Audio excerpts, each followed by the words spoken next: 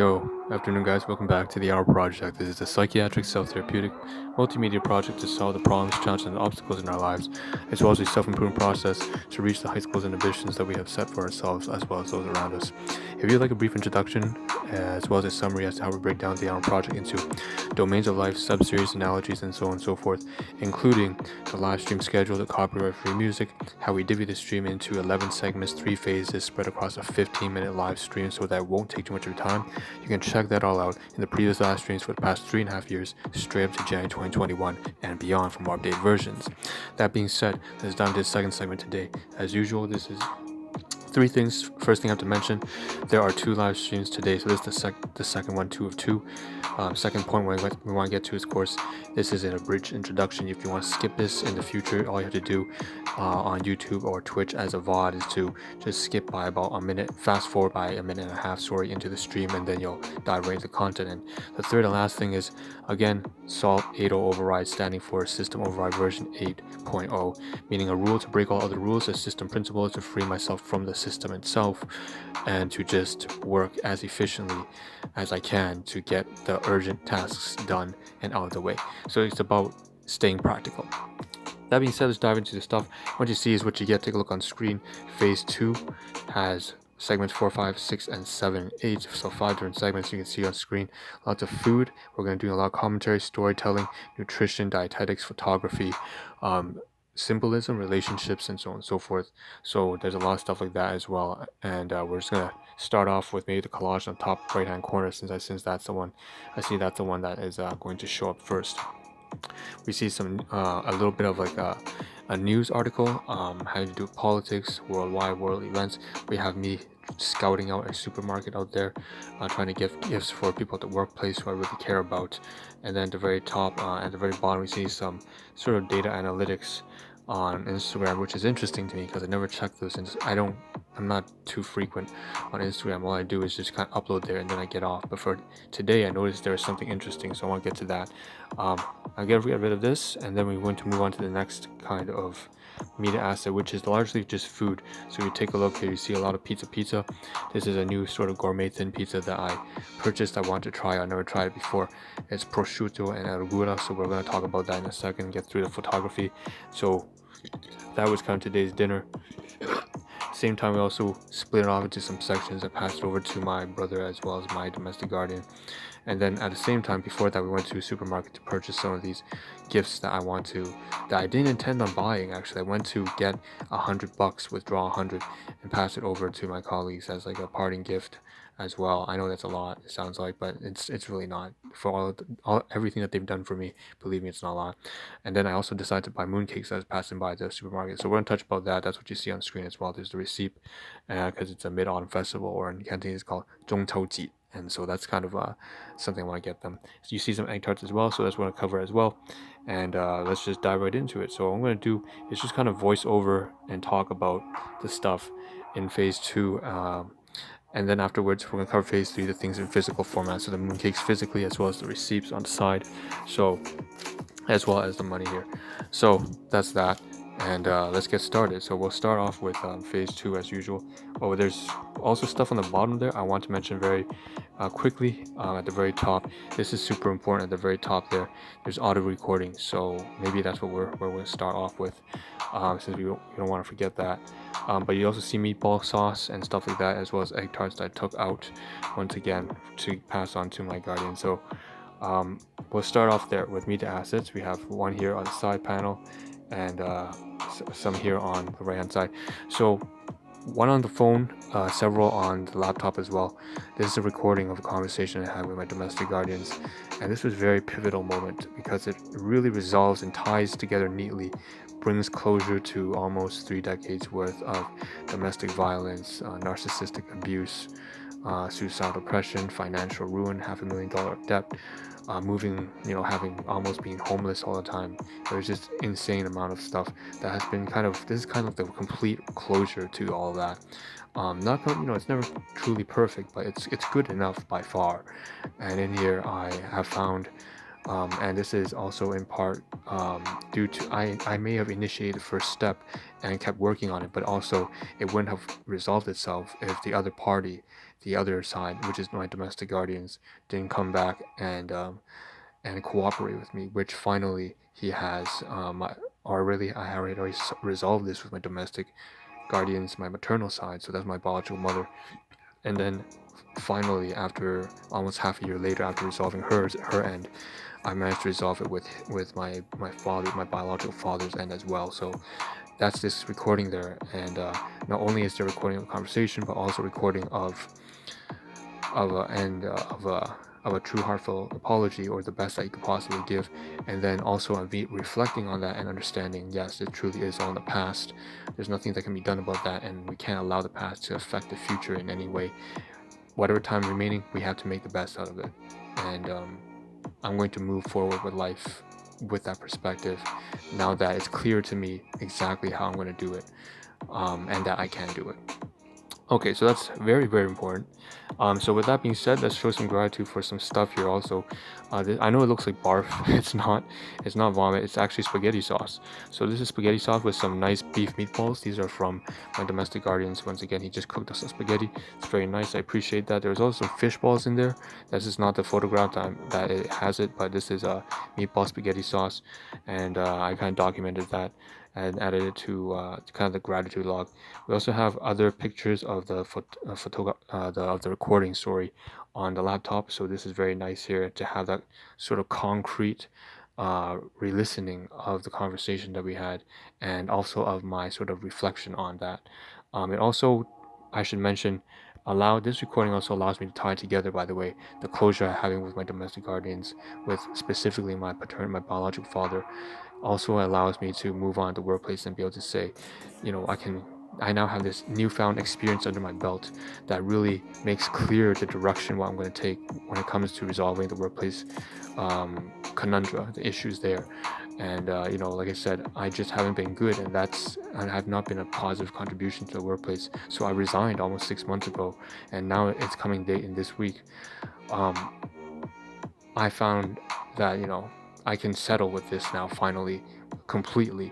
I know a lot of my colleagues are expressing to me the opposite. They're telling me that they're going to miss me, and also I felt that it's not really true.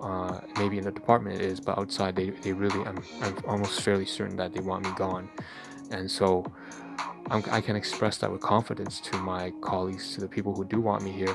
I can express to them confidently that this is truly the best for you and for everyone else, that I leave because I am now the source of all the problems. Before it was reversed the other way around, and I was trying to help you all out by resolving your problems, but now I am the problem.